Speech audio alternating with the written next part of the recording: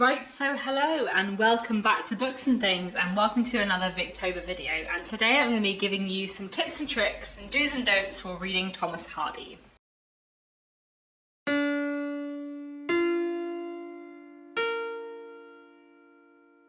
So, I've done a couple of these videos before. It's becoming a bit of a series and I've really enjoyed doing them. So I'll link down below my other videos, my tips for reading Charles Dickens, Jane Austen and Anthony Trollope.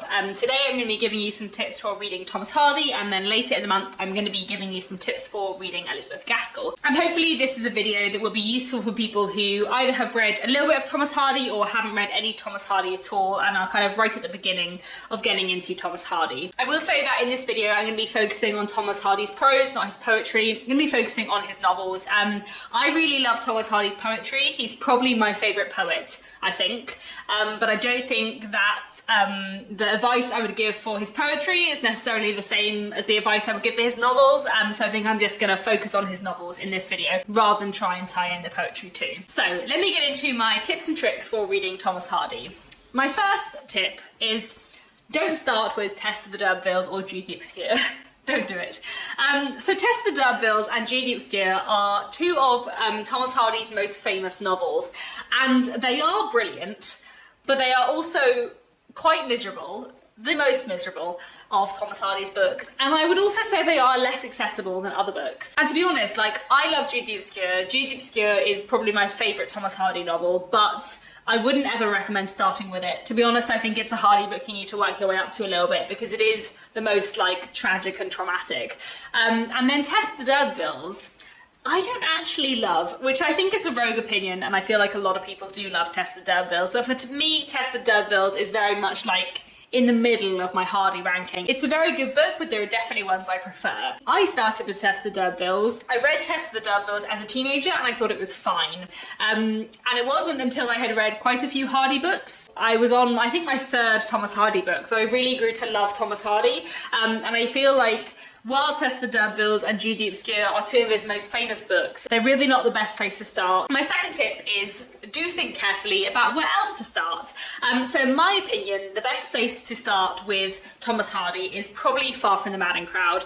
I love Far From the Madding Crowd a lot. I think it's a much more accessible Thomas Hardy, and while there are definitely some tragic and dramatic things happening, it has a more hopeful tone than Tess of the D'Urbervilles or Jude the Obscure, and I just think it is a really great way into Hardy, in my opinion. I just think it's fantastic. Far From the Madding Crowd tells the story of Bathsheba Everdeen, a young woman who inherits her uncle's farm, and it's basically about Bathsheba trying to run this farm in what is a very male-dominated agricultural industry, and also about her complicated feelings about her three very, very different suitors. And it's just really, really, really good, and I highly recommend it. Another really good place to start with Thomas Hardy, I think, would be The Return of the Native, which is a fantastic novel set around this landscape of Egdon Heath, this isolated plain, and we follow lots of different characters who live nearby it, particularly focusing on a young man called Clem Yearbright, who is coming back from a long time away, hence The Return of the Native, and we end up following him, his cousin, a young woman who is very interested in him, and kind of everything goes on from there. The Woodlanders is also not a bad place to start with Thomas Hardy. This is a wonderful novel set in woodlands, following Grace Melbury, who returns from school, an educated woman, to find that she maybe views her childhood sweetheart that is now a little bit beneath her, especially when there is a young doctor in town. I would say that my chief recommendations to start with Thomas Hardy would be Far From the Madding Crowd and The Return of the Native, but The Woodlanders is not a bad place either. But I would also say that it's worth thinking about what your taste in books is, where you're thinking about where to start with Thomas Hardy. If you really like historical fiction, if you enjoy reading about the Regency period, then it's worth trying The Trumpet Major, which is set during the Napoleonic Wars. Or if you really enjoy Wilkie Collins and a bit of sensation fiction, then maybe try Desperate Remedies, which is Thomas Hardy's wonderful sensation novel. I would just say though, as I've already said, don't start with Tess of the D'Urbervilles or Jude the Obscure, and also I wouldn't start with Under the Greenwood Tree either. I feel like this is one that people sometimes start with because it's shorter and a bit more cheerful, but I just feel like you will not see the glory that Thomas Hardy can achieve if you start with Under the Greenwood Tree, which is fine, but it's just not his best book. Tip number 3 is don't neglect Hardy's lesser known work.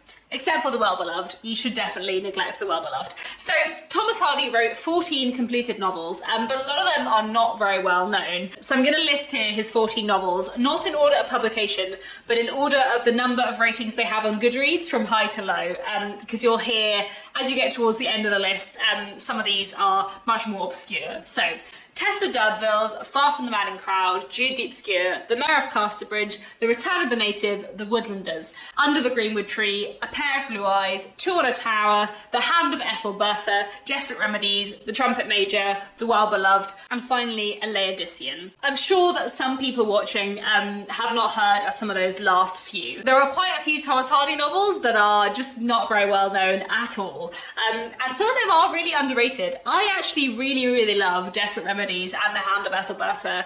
I love both Desperate Remedies and The Hand of Ethelberta more than I love Tess the Dudvilles. I do know that is quite a rogue opinion. I do know that there are definitely other people on BookTube who don't love Desperate Remedies or The Hand of Ethelberta, but I think they're both great. The Trumpet Major is really good too. I know a lot of people who love Two on the Tower, though Two on the Tower is not one of my favourites. And I do think that a lot of his lesser known books are actually really good. To be honest, I feel like the only Thomas Hardy novel that is not worth reading is The Well-Beloved. Unless you're a Hardy completionist and you want to read all of them like I did, then you could read The Well-Beloved, but The Well-Beloved is not worth reading on its own, but all of Thomas Hardy's other books really are. And I think it is important to remember that he wrote a lot of books and that there are lots you might not have heard of, because I do think that if you read Tess the Dudvilles and you don't love it, you might assume you don't like Thomas Hardy, but you really might be wrong, and you might be depriving yourself of a lot of other wonderful Thomas Hardy books, because I just think he wrote a lot of fantastic books. My top 5 Hardys, if it's useful to know, would be Jude the Obscure, Far from the Madding Crowd, The Woodlanders, The Return of the Native, and Desperate Remedies. Those 5 are my 5 favourites, and they're fantastic. It is also worth saying that Thomas Hardy wrote quite a lot of short stories as well, and his short fiction is really good as well, so that's also worth remembering and not neglecting.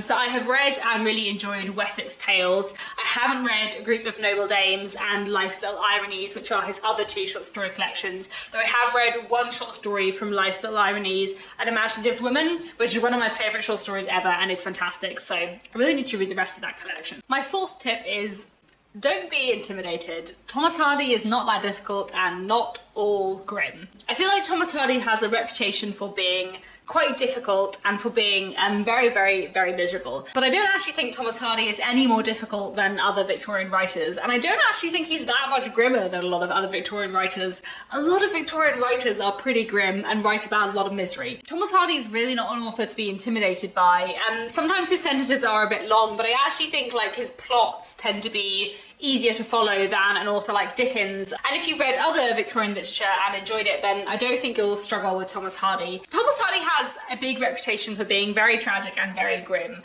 And his books are a bit, I'll talk about that in a second, but I actually don't find Thomas Hardy's books that depressing, because I also feel like his books are full of moments of sharp happiness and love. Hardy writes wonderfully about like happiness snatched between moments of misery, and the moments of human joy and love and connection that you do see in his books are beautiful and wonderful. He has a lot of fantastic love stories, a lot of love triangles, love squares, love pentagons, love hexagons sometimes.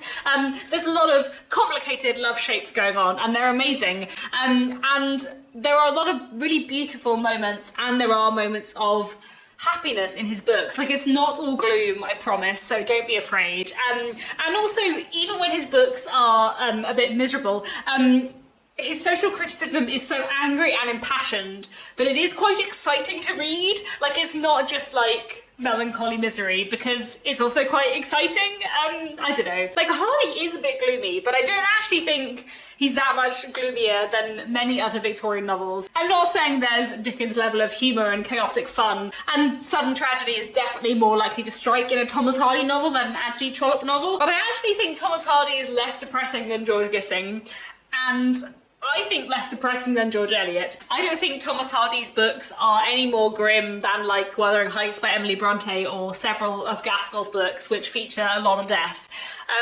If you like George Eliot or Elizabeth Gaskell or the Brontes, you don't need to be afraid of Thomas Hardy, I promise. Saying that, tip number 5 is, do be prepared for a healthy dose of misery, even in the less miserable books. Thomas Hardy, as I said, has a reputation for being very miserable, and I feel like to a certain extent it's slightly overstated, but also his books are pretty dark and grim and tragic. Some of them are definitely a lot more miserable than others, although Thomas Hardy definitely does have a tendency of being like, look, it's a happy ending.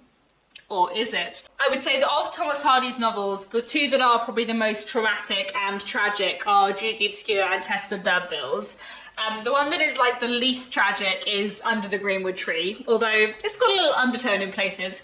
I would say, as I've already mentioned, that Far From the Madding Crowd and The Return of the Native, and maybe The Woodlanders as well, have a bit more hope than some of Thomas Hardy's other books. They do have their grim moments too, but I feel like there's readings of them that are much happier. In general, you should be prepared for some misery and some tragedy, and especially for a tragic ending or two. But as I already said, there are also great moments of happiness and love between them. Thomas Hardy was a melancholy writer with deep concerns about the age that he lived in, but like, he wrote about it in a fantastic way, so be prepared for the misery, but don't be afraid.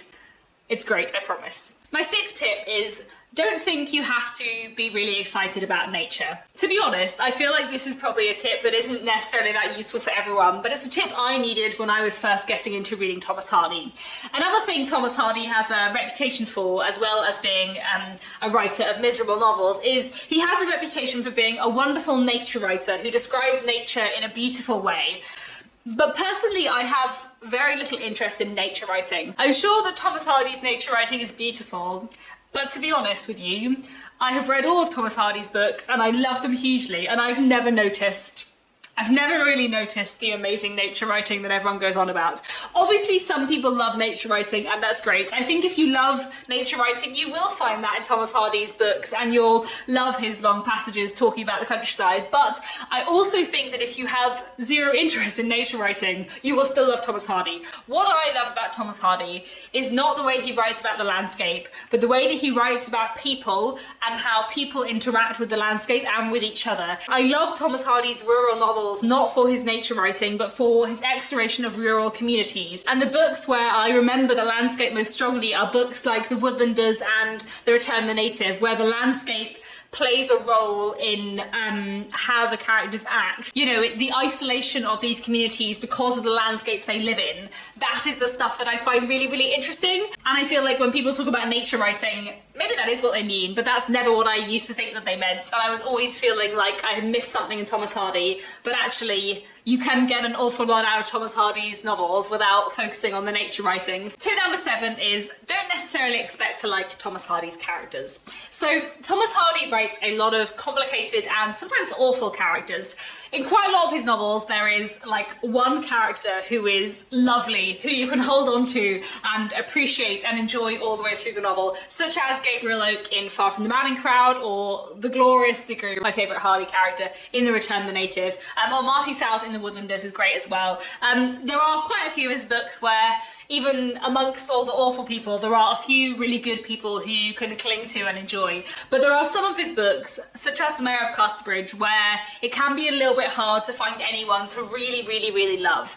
But I would say just go with that. Going into Thomas Hardy, not expecting all of the characters to be likeable, not expecting sometimes any of the characters to be likeable, expecting them all to be flawed, but also expecting that the situations they sometimes get themselves into are so dire that you will feel for them. So let yourself feel for the flawed characters, and don't worry if you don't immediately like or identify with any of the characters in Thomas Hardy's books. My 8th tip for Thomas Hardy is, do take your time.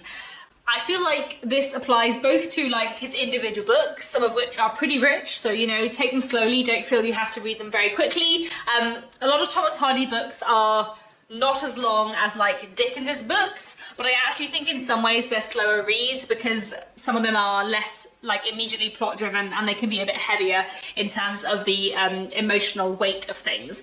But also take your time with getting into Hardy as a whole. I feel like he's an author who you can get into slowly, you know, read a book, leave some space before you read the next one, don't feel like you have to hurry yourself. Hardy is definitely an author who it took me like a long time to love. Like I said, I read Tess the D'Urbervilles as a teenager, and I think I didn't love it that much. Like, I just didn't really see what all the fuss was about. And then I read, I think, Mary of Casterbridge next, and I liked it a bit more, but I didn't love it. And then I think I read Far From the Madding Crowd. I think it was that way round, and I really liked Far From the Madding Crowd. And then I read Jude the Obscure, and I really loved Jude the Obscure. But I think I then didn't read any other Thomas Hardy, I think, until I started BookTube, and I ended up joining a buddy read with 3 other booktubers, Anne from Beyond the Pages, Alicia from Ex Libris, and Yamini from The Skeptical Reader, none of whom really make videos anymore, and the 4 of us read all of Hardy's work, and it was that really that made me fall in love with Thomas Hardy. But I feel like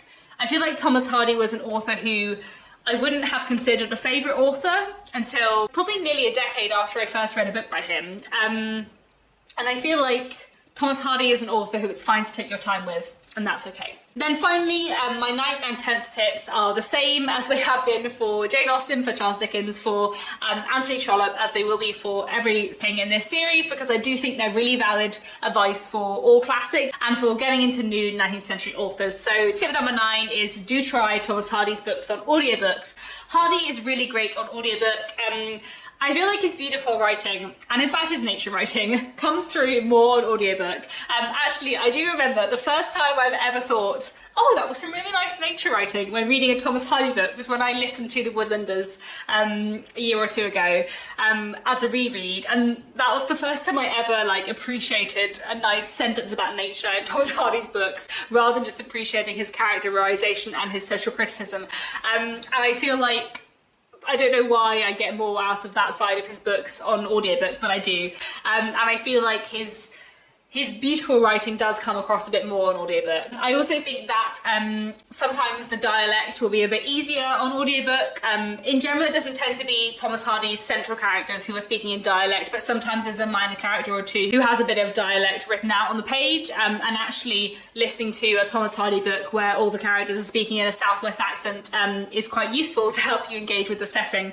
I haven't actually listened to that much Thomas Hardy on audiobook. I'd like to listen to more Thomas Hardy on audiobook. In general, Thomas Hardy is an author where I've read all his novels, but I haven't reread all of them. But 2 audiobooks I definitely would recommend is Tony Britton's reading of The Mayor of Casterbridge and Samuel West's reading of The Woodlanders. Both were really good. But there are a lot of other audiobooks out there of Thomas Hardy. Audible have a really good selection with a lot of really great readers. So I would really recommend trying Hardy on audiobook too. And then finally, the 10th tip, as always, do try an adaptation if you're struggling. When it comes to the lesser known Thomas Hardys, there are not that many adaptations out there, but there are a few very good adaptations of Thomas Hardy books out there. So Far From the Madding Crowd, which, as I said, is I think the best place to start with Thomas Hardy. There are some really good adaptations of that. Everyone loves the 2015 film, which I also love. I think it's great. I love everything with Carey Mulligan in. But for me, it's all about the 1998 TV film, which was the first way I experienced Far From the Madding Crowd before I read it, and I think it's marvellous. It's a really, really, really good adaptation of Far From the Madding Crowd, and I really love it. Then I'd also really recommend the 2008 Tess the D'Urbervilles adaptation, which is very good. And then I'd also really recommend the 1996 film Jude. Now, as I said, Jude the Obscure is not a book I recommend reading early on in your Hardy journey. I feel like you should have read 3 or 4 Thomas Hardy books before you read Jude the Obscure, because I feel like you need to work your way up to it. But I also do think it's his best book. Like, it is my favourite, and I do think it's amazing. And one thing that I think is worth considering is watching the film Jude before you read Jude the Obscure, because I feel like there are a couple of events that happen later on in Jude the Obscure, which a lot of people really struggle with when they read the book because they come out of nowhere. And if you watch the film first, then you read the book expecting those things. And obviously you still have the shock of the film, but I just feel like I watched the film Jude before I read Jude the Obscure, and I feel like that meant I went into Jude the Obscure knowing what to expect and ready to love it. And it's a really good film. It does end slightly earlier than the book ends. Like, the ending of the film is, I don't know, a fair while before the ending of the book. But it's a really, really good film with Christopher Eccleston and Kate Winslet, and I really like it. So I would recommend the film Jude from 1996 as well, especially if you're like, want to read Jude the Obscure but you're a bit afraid, or maybe you've started Jude the Obscure and you struggle with it or something like that, then I think that film is well worth your time. So that's all I wanted to say. Those are my tips and tricks, my do's and don'ts for reading Thomas Hardy. Do let me know down in the comments if you have any other tips for people getting into Thomas Hardy. As always, people always have different reading experiences and different advice, and you know, maybe no one needs the advice to not think about the nature. Maybe everyone loves descriptions of countryside more than I do. I don't know. But I hope this video has been useful. Thanks so much for watching, and I'll be back very soon with another bookish video.